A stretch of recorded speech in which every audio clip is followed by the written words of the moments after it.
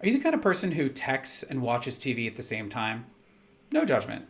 But if you do, ever notice that sometimes you have no idea what's going on in the show because you're busy reading a text, and then you have to either rewind or look at the person next to you to try to figure out what happened?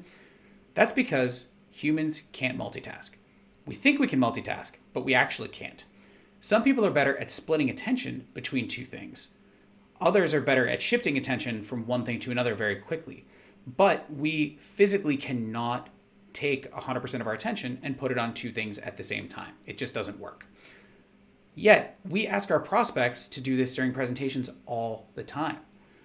Whenever there's content on the slide that you're not actually addressing, the audience doesn't know, are they supposed to listen or are they supposed to read? Because they can't do both. This tends to happen during the first 10 minutes of a presentation when the presenter is kind of flying through maybe background about the company or the NASCAR slide or industry background, the stuff that we go through really quickly. We usually don't address every single point on the slide.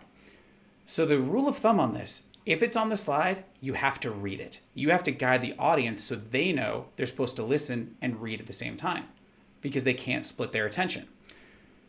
In the words of Daniel Kahneman, father of behavioral economics, the often used phrase, pay attention, is apt. You dispose of a limited budget of attention that you can allocate to activities, and if you try to go beyond your budget, you will fail. It is the mark of effortful activities that they interfere with each other, which is why it is difficult or impossible to conduct several at once.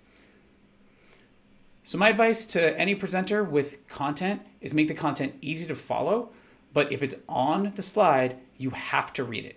And if it's content you can't read and it's on the slide, probably get rid of it, maybe leave it in a leave behind deck, but you shouldn't use it when you're in front of an audience.